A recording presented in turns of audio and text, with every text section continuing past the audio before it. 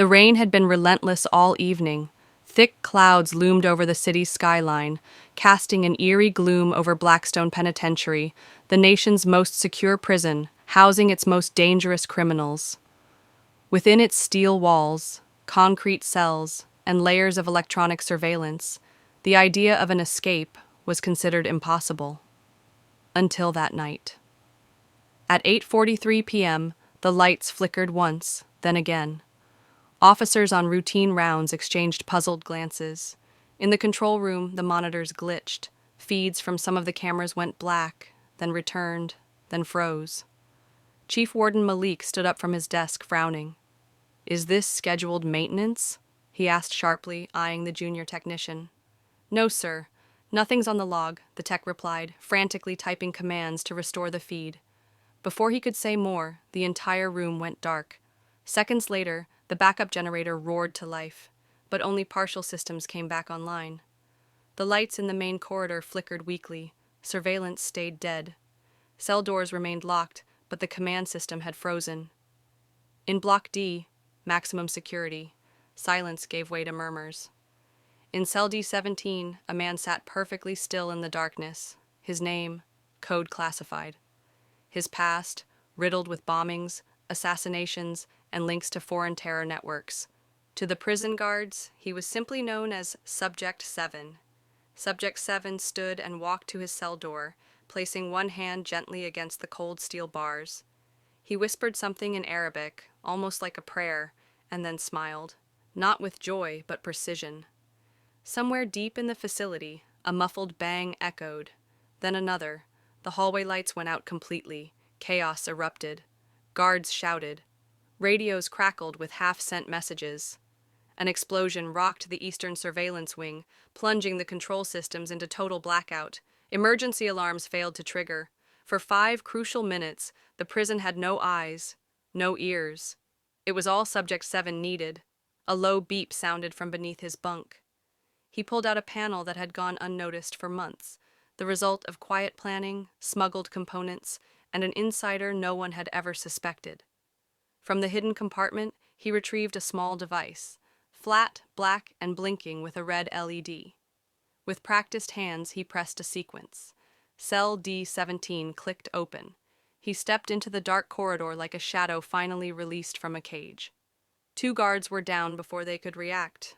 One was choked silently, the other stabbed with a broken key fragment sharpened to a point. Neither had time to scream. Subject 7 moved through the corridor like a phantom.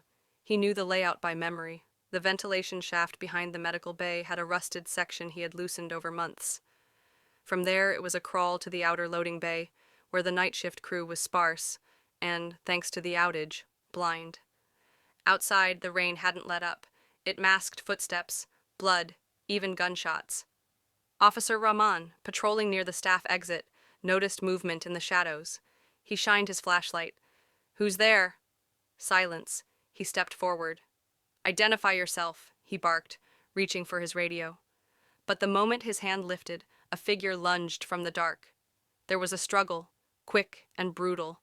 A muffled scream, a flash of silver, and then Rahman collapsed to the ground, throat slit. Subject 7 searched the officer's body, removed his ID, earpiece, and sidearm, then vanished into the loading yard. A black van, part of a catering delivery earlier that afternoon, sat idle near the gates. He approached it, typed a code into a keypad hidden under the bumper. The doors clicked open. Inside were dry clothes, a burner phone, a passport, and cash. By the time the power came back on and alarms finally blared, the gates of Blackstone stood open. 1 prisoner was missing, 1 officer was dead, and no one knew how it happened. The only thing the security team could retrieve from the disabled systems was a 5-second clip. A blurry shadow moving through fog, eyes briefly catching the light, expression unreadable. No fingerprints, no trace, no name. Subject 7 was gone, and the hunt had just begun. The city awoke to the sound of sirens. Helicopters swirled over rooftops. Radio stations broke protocol with an urgent bulletin. One of the world's most dangerous fugitives has escaped from Blackstone Penitentiary. By morning, the prison had become a fortress of shame. Reporters clamored at the gates. Politicians barked blame through microphones. Inside, Warden Malik stared hollow-eyed at the smoldering surveillance room. What he couldn't understand was how one man had turned a maximum security prison into an open door and left them with nothing but a body and blurred tape.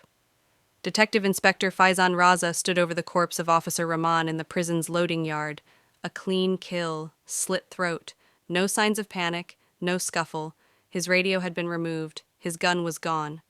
Faizan noted the precision, the calmness. Whoever did this wasn't just escaping, he was planning something far worse.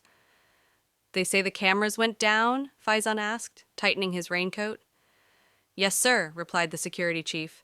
"System was fried, EMP or something close. But we got one thing." He led Faizan into the main control booth where a monitor played on loop. The footage was glitchy, full of static and digital noise. But for 5 seconds, amid the flicker, a figure moved through the hallway near Block D, broad-shouldered, tall, methodical. A blur passed under a flickering overhead light.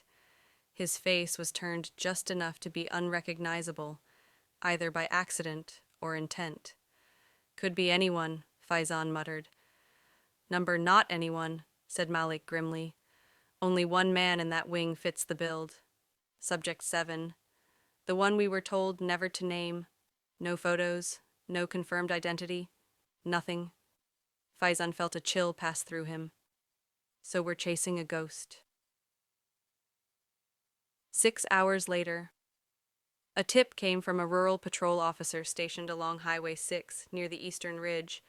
A service vehicle was found abandoned with bloodstains on the seat and an officer missing. Sergeant Bilal, 36 years old, hadn't checked in since sunrise.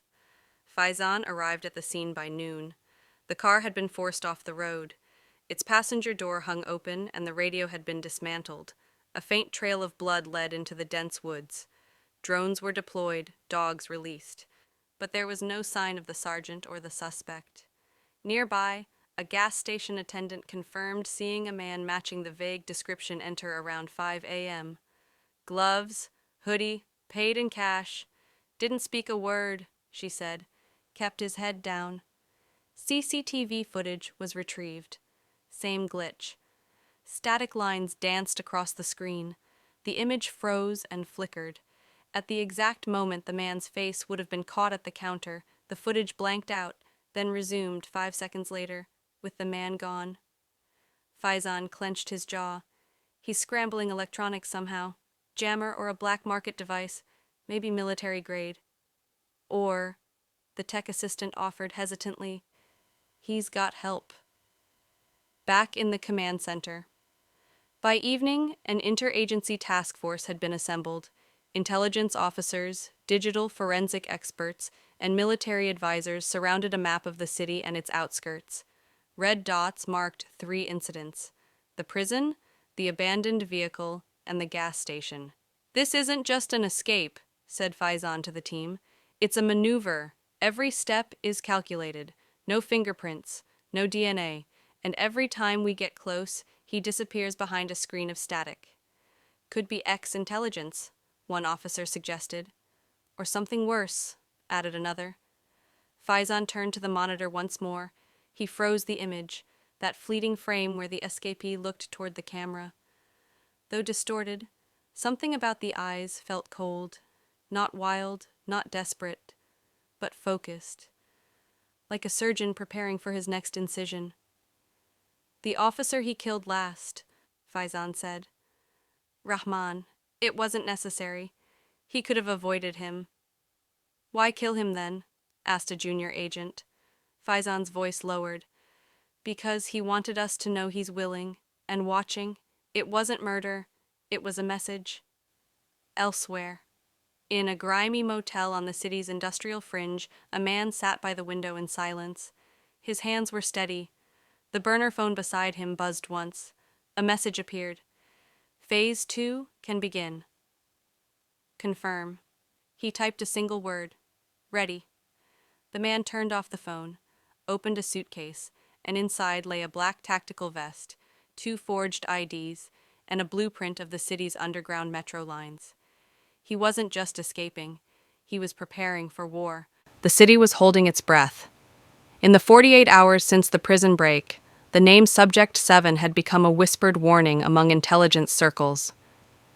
Though the public still hadn't been told the full extent of the threat, the upper levels of government were in crisis mode. A Level 1 national alert had been issued, the highest since the last major terror threat over a decade ago. Inside a fortified operations center just outside Islamabad, a new banner had been placed above the war room screen, TFA, Task Force Anaconda. Inspector Faizan Raza, now assigned as lead investigator, stood before a digital map, red-eyed but sharp. Around him were the best: counter-terror units, cyber analysts, aerial surveillance teams, and military liaisons. "This isn't just about an escapee," Faizan began, addressing the room. "This is about a man with a plan that didn't start 2 days ago. It started months, maybe years ago. He infiltrated Blackstone with outside help, disabled surveillance, neutralized trained officers, and vanished without a trace." He pointed to a cluster of red pins blinking on the digital map. 3 locations, each exactly 80 kilometers apart. He's not running randomly. He's staging something. Colonel Adil, head of military coordination, stepped forward. "And we believe he's targeting infrastructure. Power stations, rail networks, maybe government facilities. We have one lead: a signal burst from a burner phone used for less than 12 seconds before disappearing again." Cybertex began analyzing cell tower triangulations. A dot blinked in the southern zone of the city. "Deploy teams," Faizan ordered. "We move now." 4:17 p.m., Sector G, Industrial Zone. Special operations teams in black tactical gear moved like shadows through the narrow alleys of Sector G. The neighborhood was a maze of abandoned warehouses and old textile mills. Perfect ground for someone who didn't want to be found. They approached a suspected safe house, a rusted 2-story structure with faded signage. The signal had pinged here earlier that morning. Infrared drones showed heat signatures inside. 2 individuals, possibly armed. With silent hand signals, the team breached. "Clear, room 1. Clear, 2nd floor. Wait, movement." A shot rang out. A man in civilian clothes bolted through the rear exit, firing blindly. He was taken down within seconds. The second man, older, surrendered. Under interrogation, he broke quickly. "I don't know his name. We called him the doctor. He stayed here 2 nights, spoke little, paid in cash, had blueprints, city grid, train lines, government routes. He left this morning." Faizan was called in. "Where did he go?" he asked. He said, "Tonight they'll listen, whether they want to or not. That's all." In his backpack, agents found a detonator device. Deactivated, but real. Connected to a network. They were too late. The real target was still ahead. 7:02 p.m. Metro Command Center, Islamabad.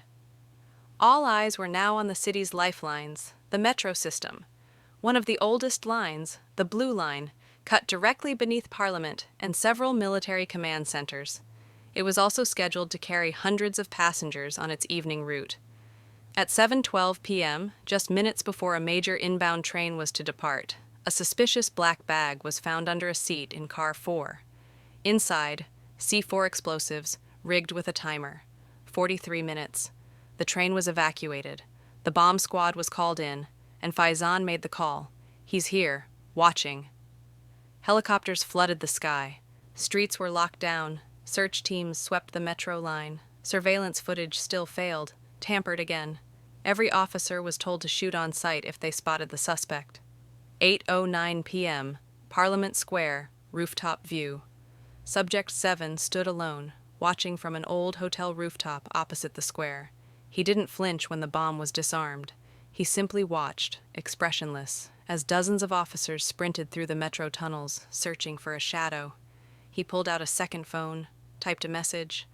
"Strike delayed. Phase 3 in motion. They're hunting the wrong man." He dropped the phone in a water tank nearby and disappeared into the night. Back at command. HQ Faizan stared at the disarmed bomb and the message recovered from the dead phone. "Strike delayed. Phase 3. He looked at the wall map again, eyes narrowing. We've been playing defense. He's still 2 steps ahead. He turned to his team, voice steady but urgent. Start evacuation protocols for all federal buildings. Lock down Parliament. Cancel public events. He's not done. He's just getting started.